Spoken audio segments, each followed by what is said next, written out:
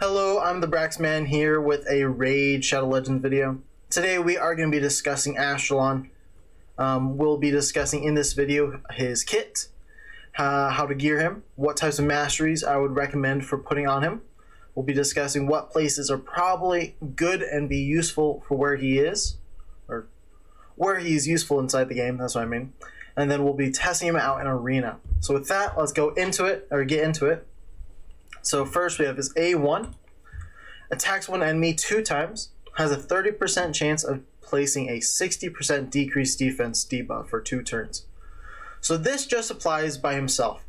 But this is an awesome skill with multiple A1 or multiple hits with the A1 and then having the chance for decreased defense. Now, the second part of his kit, if you have Countess Lyx on your same team as Astralon, Countess Lyx will team up and join the attack if they are on the same team. Countess Lyx will use their default skill, so it's kind of an ally attack, bringing Countess Lyx along with the Astralon using his decreased defense default skill. And then Countess Lyx will not team up on this attack if this skill is used when counterattacking or teaming up to attack with another champion. So if it's already counterattacking or teaming up, Countess Lyx will not work with Astralon. So that is already an awesome skill because of the multiple hits A1 and then the decreased defense. If you do not have Countess Lyx, you can forget everything else and just focus on the multiple hits and decreased defense. So with this skill, it is damage based, and we are placing a debuff, so we want some accuracy. And then this skill requires 4 books. It gives us some more damage and a better chance of placing that debuff, which happens to be decreased defense. Then we have his A2, Divine Imminence. This attacks one enemy, will ignore increased defense, strengthen, and ally protection buffs. Revives a random ally with 40% HP and places a shield buff on them equal to 20% of their max HP for 2 turns if this attack kills an enemy. Also places a shield buff on this champion equal to 20% of their max HP for 2 turns if this attack kills an enemy. This is really nice. It hits an enemy. It has a good amount of damage if you can build him up the right way. He's able to ignore increased defense, strengthen ally protection buffs. So this makes it so that skill hits really hard and it can ignore those, so it doesn't have to worry about all of what they provide to that champion. If this kills an enemy, we get a chance to revive a random ally and place a shield buff on them. And then in addition to that, Astralon also receives a shield when he kills an enemy with this skill. That's awesome. This skill is also attack based. It does provide us with a shield buff, so we do not need accuracy. And then it requires 4 books. With those 4 books, it can turn down from a 4-turn cooldown to a 3-turn cooldown, which I think is nice. And then now we have his A3, which is Light of Sanctity, level 1. I don't know why I said level 1, but with it, removes all buffs from targets under Veil or Perfect Veil buffs, then places a 25% weaken debuff on enemies who have Veil or Perfect Veil buffs removed, and then attacks all enemies. Also has a 75% chance of placing a stun debuff on all enemies for 1 turn. And this, I think, is the best skill on him. Being able to remove buffs from under the Veil or Perfect Veil, and then for enemies who have Veil or Perfect Veil buffs removed, then attacks all enemies. So I think this skill right here is awesome against the Duchess. I think with this skill he can counter the Duchess because of the Veil or Perfect Veil that she places. But with his AoE, he also gets the chance to place a stun, and it has a 75% chance. This can possibly be booked up to 100%. So let's double check. So this skill is damage based on attack. It has debuffs, weaken, and stun, so we are going to require lots of accuracy. And for books, we have 5 books. This does go up to 100. So 85, 90, 100. Yep, 105 or 100% chance of placing that stun. And then it goes from a 5-turn cooldown to a 4-turn cooldown. That is awesome. I think that's going to be the best skill on him. Now we have his passive ability. Fills his champion's turn meter by 3% every time an ally is hit. Decreases incoming damage by 25% if the attacker's attack is lower than his champion.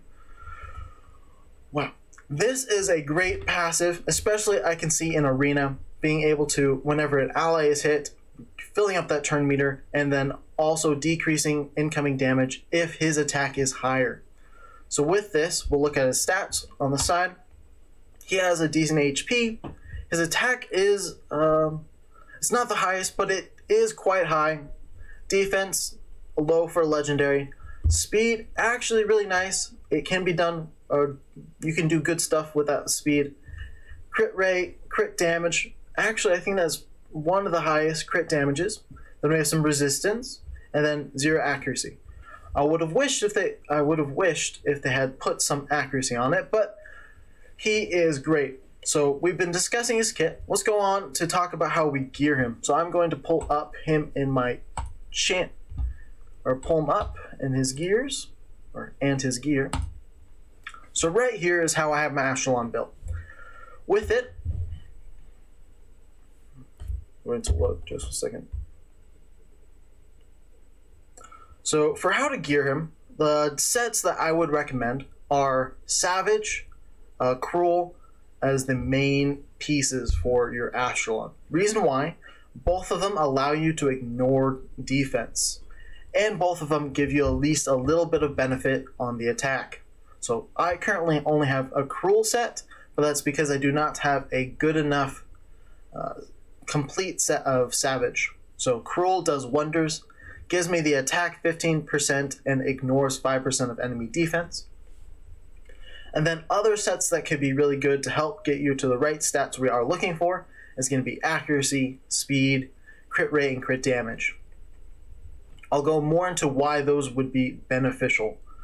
So when building him, the stats we are looking for, first we are wanting to go between the 190 to 200, 210 speed. Well, my Astralon is 192, so it fits within that range. Next, we are looking for accuracy, so we can land those debuffs through the weaken, the stun. I use him to be able to nuke and put out that stun if he does not kill them immediately. So I want the accuracy to be high. Next, we are looking to get close to the 100% crit rate. That is the sweet spot. If you can't get that, get really as close as you possibly can. I personally couldn't get it up to 100%, but I got it to 96. So it is really close.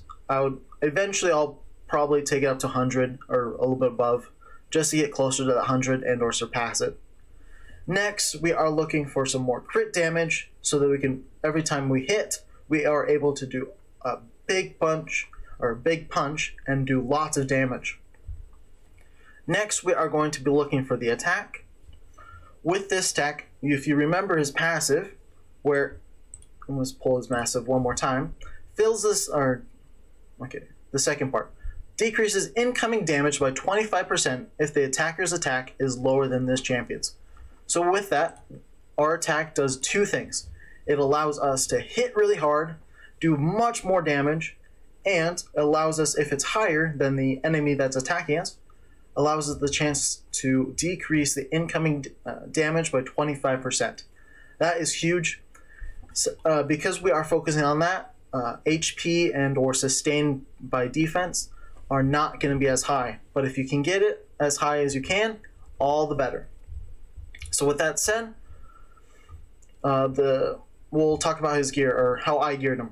So for banner, I recommend a accuracy banner, getting close to that 220 or above mark. It helps you to place those debuffs and, well, just the debuffs. So that included the decreased defense, stun, and weaken. Next, we have amulet. I recommend a crit damage amulet, just so that we can get a little bit more damage with his crit damage. Then we have the ring. I recommend attack, just so that we can get more attack on him and so he can do more damage. So with this, you could do the substats of any health, keeping him more alive or more attack. I should mention Banner, I do recommend a speed substat, just to make it so that you don't have to put as many speed substats within your main pieces of gear. And if you can as well, crit damage, accuracy substat is also really nice. Now we have boot. So there's two ways you could do it. If you can get enough speed through substats, you may not need a speed boot. But if you can't, do an accuracy percent boot. Those are the two ways or two pieces of boots that I would recommend. Then we have a chest piece or a chest plate. I recommend the attack percent, allowing us to get higher on the attack and do more damage. Next, we have a crit damage glove. This allows us to get more crit damage and do more damage to the enemy. If you cannot get close to the 100% or surpass it on the crit rate, I recommend a crit rate instead of crit damage if you cannot. But if you can get close, crit damage is the way to go. Then you have the shield, helmet, and weapon. They are all shields always give you defense, helmet always HP, and then weapon is attack. With all of those, it gives us the increased defense, sustain, and more attack. With this, we use this period within those top to get the right substats. We want it to get closer to the 190 speed or above, more accuracy, more crit rate, getting us that fine-tuned ability. And the sets help to make it so that you can gain those stats correctly. So right now I have a divine crit rate, allowing us to get even more crit rate to get closer to that 100%, and then I have an accuracy set to get closer to the 220/above mark. So now that we have talked about his set, his kit, we are going to now look at his masteries. So pull those masteries up. So for him, I do recommend the offensive and support trees of the masteries. For the support, I recommend going down the accuracy side. So that gives us the pinpoint accuracy. And then charge focus, increase accuracy by 20% when this champion has no skills on cooldown. Along with that, I do recommend Lore of Steel. This allows us that any set bonuses are increased by 15%.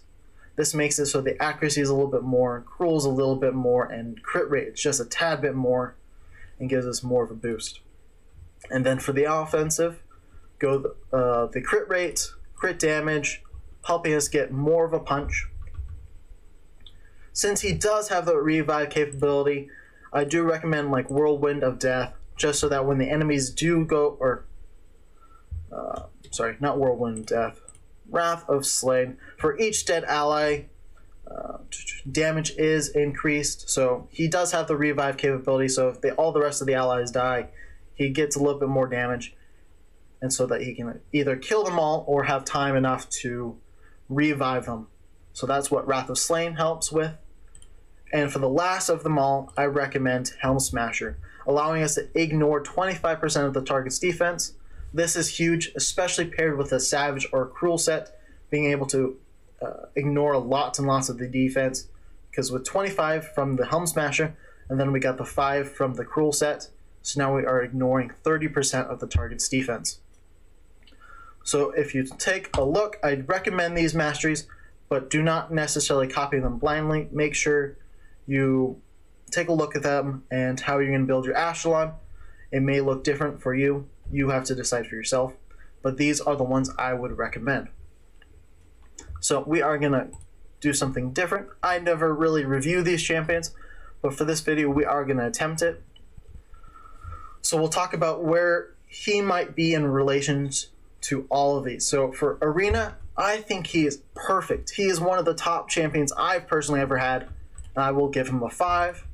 For Faction Wars, definitely has helped me push and get through a large chunk of Faction Wars already on Sacred Order. So I'm going to go ahead and give that one a 5. Campaign locations. He does have an AoE. He He has a multi-hit A1. He wouldn't be the fastest, but yes, he can definitely do campaign locations. I'll go ahead and give him a 4. He would do well, but he does not do it the fastest. Arena defense, yes, he will definitely be able to provide you very well in arena defense if you build the right team around him. Dragon's Lair, I have tested him in here. He does quite well in Dragon's Lair because of the amount of damage he can provide and the stuns to help CC any of the waves. So Dragon Lair he can do and does well. Minnow's Labyrinth, I had to do him in there. I'll give him a 4. He does well, but he's not superb. Spirit Cape, yes, because he is of the stronger affinity and able to do lots and lots of damage. Ice Golem, you need more of a champion that does slower damage than Astralon, but he does provide the decreased defense debuff. So Ice Golem is probably a good spot. I'm going to go ahead and give him a 4. And then Void, for most of the rest of the capes, it's just going to be a 4. He does well, but I would not necessarily recommend or push for those. Spider's Den, he does have the AoE, but with a stun. So that is good, but doesn't do enough of punch against the Spider's Den. So I'm going to go ahead and give him a 3. He's good, but not great. Clan Boss as well, same kind of position. He'll do lots of damage, and then he has the decreased defense. But there's plenty of other champions that would do better. I'm going to go ahead and do the same ratings for all of the rest. So that includes Fire Knights and Force Keep. They'll do okay, but Fire Knight's wrong affinity and Force Keep is wrong affinity. And they are of the stronger one, so he does not do great in there. And then I'm going to go ahead and submit those ratings. Now that we've talked about his kit, his masteries, his gear, and all of that, we are going to go ahead and go into the arena and test him out. He is personally my favorite champion. He is now the mascot of my account. So I have very much faith in him. I've built a good team around him. Let's see if we can find a good matchup to show his prowess or how good he is. Let's go here. Okay, I think I should be able to do this one.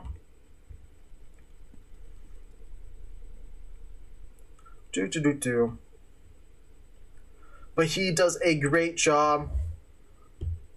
We have Arbor that speeds, Lyssandra's speeding up, then we should... No, Madame Ceres, it's her fault. But so right there, he was able to use his A3, with the AoE, bring down all their health, do lots of damage, and he did a tremendous job at that. He wasn't able to nuke them all, but that's because I do not have all of his gear to level 16. But he sure will have that soon. But he was able to take most of their health down, quite down far, and do well. And boom, look, he was able to ignore defense and bring down Arbor's health from like 75% to 25%. And then I'll let this go. But I hope you all enjoyed this video. I hope it was helpful in discussing how to build the Astralon, talking about his kit and where he might be useful and his ratings. And then I hope this was helpful. If so, go ahead and give this a video a like, subscribe, and comment down below what you think of him and where you use him inside of the raid. Hope you all have a good one. Peace. Bye.